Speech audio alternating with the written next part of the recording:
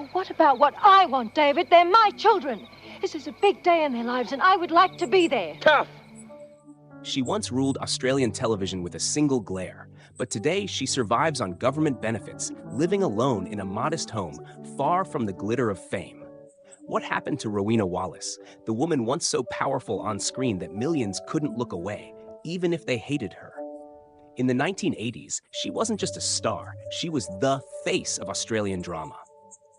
As Patricia Hamilton, or more famously Pat the Rat in Sons and Daughters, Rowena Wallace became a cultural lightning rod. She was ruthless, cunning, mesmerizing. A villain so iconic that the nickname followed her off screen. But what the audience didn't see was that the actress behind the character was quietly unraveling. Behind the glamour was a woman haunted by isolation, disillusionment, and an industry that eventually turned its back on her. What drove this national icon from the heights of stardom into silence, debt, and despair? Why did the woman who once graced every living room in Australia end up pleading for help, forgotten by many she once entertained? And more disturbingly, did the very role that made her famous ultimately destroy her life? This is not just the fall of a celebrity. This is the untold story of an artist abandoned by fame, by love, by an industry obsessed with youth and novelty. In this video, we peel back the curtain on Rowena Wallace's harrowing descent, exposing the hidden cracks behind television royalty and the dark truth of what it means to be forgotten. In the golden era of Australian television, before streaming and social media, families gathered around their sets at the same time every evening. It was the 1980s, and soap operas were not just entertainment. They were a cultural heartbeat. Among the many characters who paraded across the screen, one stood out like a dagger in a velvet glove. Patricia Hamilton. Played with icy brilliance by Rowena Wallace, Pat the Rat was a villain viewers loved to hate. She wasn't just written to be manipulative. She embodied manipulation, charm laced with poison, ambition soaked in venom. The press couldn't get enough of her. Neither could the public.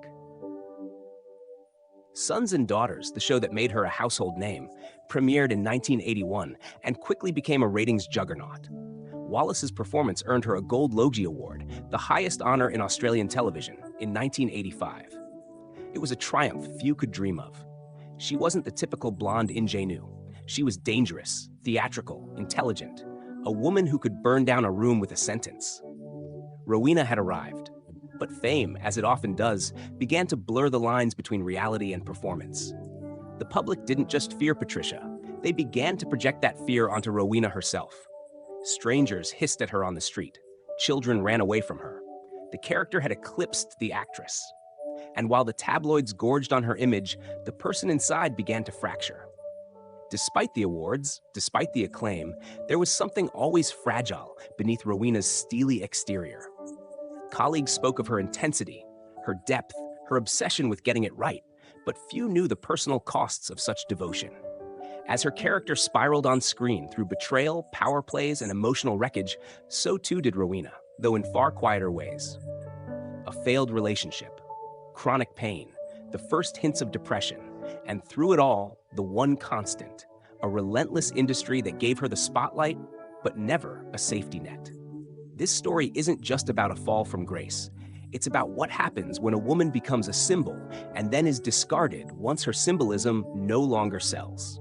Behind every headline about Pat the Rat was a woman trying to be seen for something more and never quite succeeding. What started as stardom would unravel into a public collapse that many dismissed until it was far too late. The scandal, the decline, the betrayal by the very machine that once crowned her, it didn't happen overnight. But when it came, it was brutal.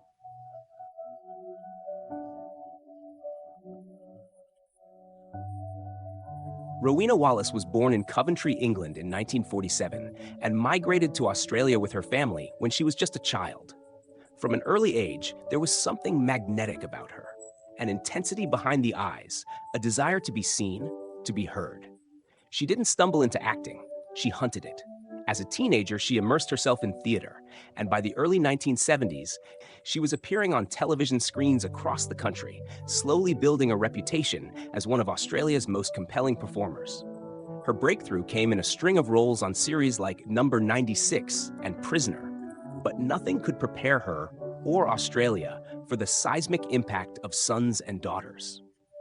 In 1981, she stepped into the role of Patricia Hamilton, a character originally intended to be secondary.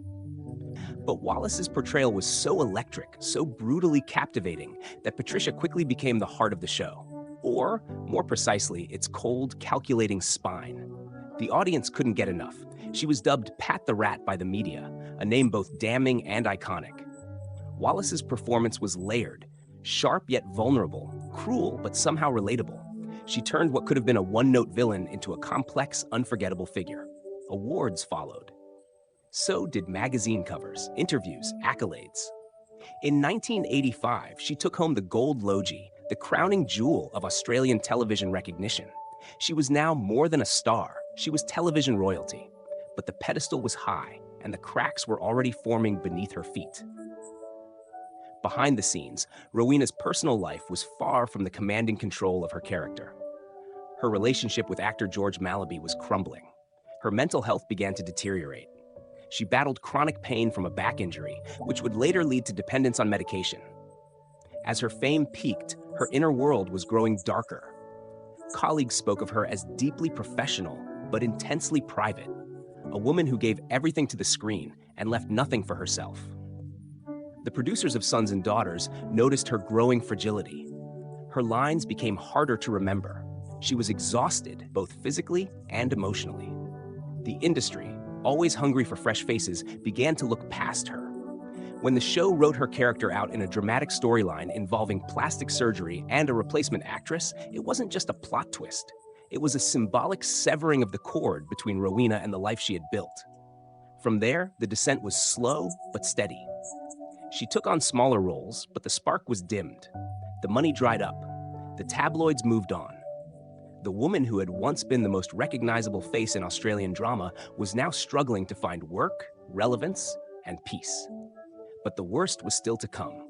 What began as a decline turned into a collapse, personal, financial, and emotional, that few saw coming, and fewer still understood.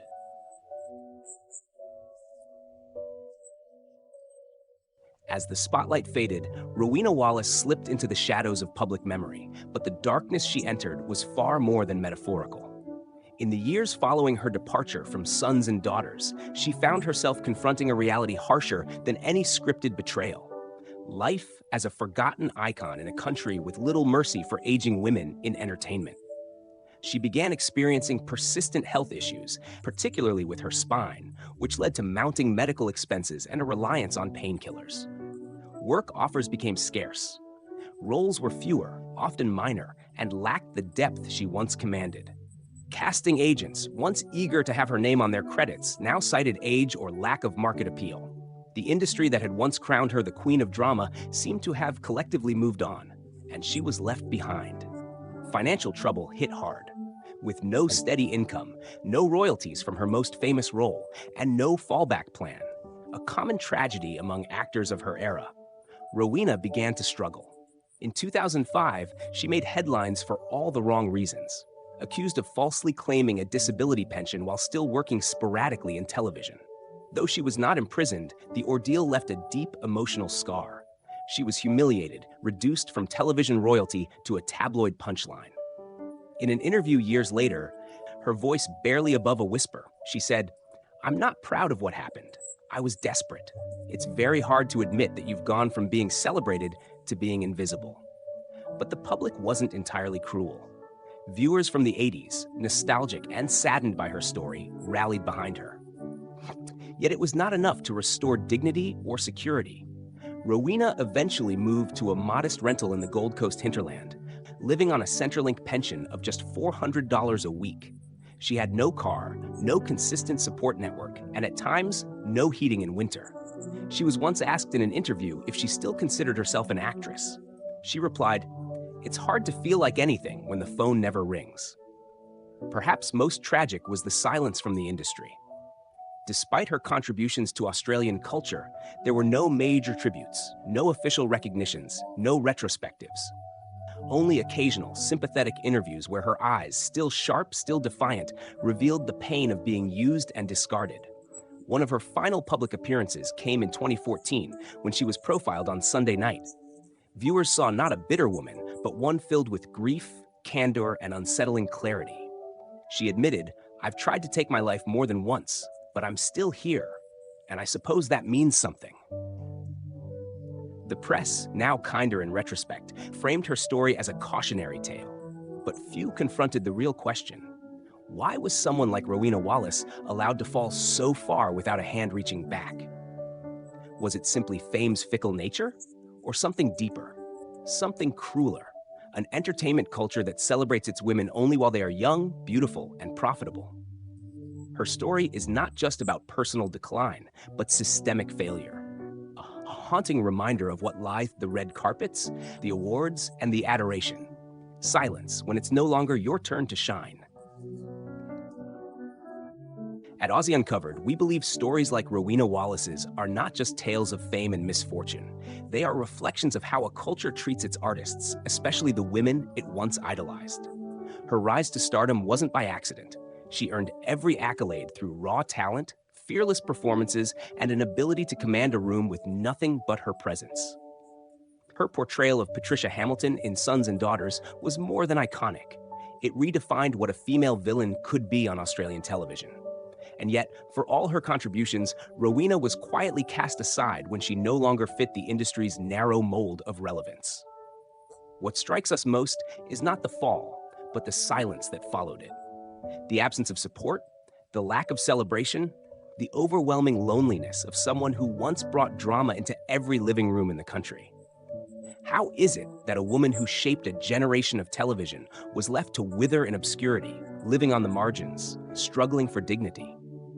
There's a cruelty in the machinery of fame, one that lifts you, uses you, and then abandons you when your shine fades. But Rowena's story isn't just about showbiz betrayal. It's also about resilience.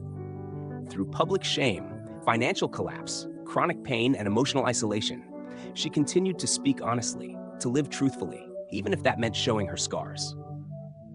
This is not just a cautionary tale. It's a challenge to the industry, to the media, and to us as viewers. What do we owe the artists who shaped our cultural identity? What is the price of nostalgia when we fail to protect those who gave it to us? We don't pretend to know all the answers. But we do believe Rowena Wallace deserves more than whispers of pity or occasional retrospectives. She deserves to be remembered, not just for the cruelty of Pat the Rat, but for the vulnerability she carried when no one was watching. Now, we want to hear from you. Do you remember Rowena Wallace in her prime? Did you watch Sons and Daughters? How do you feel knowing the reality behind the role? Is this simply the price of fame, or have we failed to honor a woman who gave so much to our screens? We invite you to reflect, to remember, and perhaps to reconsider what it means to truly value an artist beyond the moment they're trending. Some stories fade with time. Others, like Rowena Wallace's, linger, not because they were glamorous, but because they were real. Her legacy isn't just a role in a soap opera or a name etched into a Logie trophy. It's the emotional residue she left behind, the indelible impression of a woman who dared to be powerful on screen, even when she was powerless in life. We remember her not just as Pat the Rat, but as the actress who gave that character her unforgettable depth. We remember the eyes that burned through the screen, the voice that cut like glass, and the elegance that carried even the darkest roles with dignity. Rowena Wallace didn't just act, she embodied, she committed, and she paid for it. There's something haunting about watching her early work now, knowing what came after, watching her stand tall in tailored suits, plotting revenge and trading barbs, while understanding that behind the scenes, she was already beginning to crumble. The applause drowned out the warnings, and when the curtain fell, there was no encore, no rescue. In many ways, her story is a reflection of us, our fascination with stars who shine bright, and our indifference when they flicker out, our hunger for entertainment, and our reluctance to confront what it costs those who provide it. But now you know. You know the price she paid. You know the truth behind the television myth, and maybe, just maybe, you'll look at that old footage differently next time, not just as a performance, but as a cry beneath the costume. Some stories are never told, but now you know. End of script.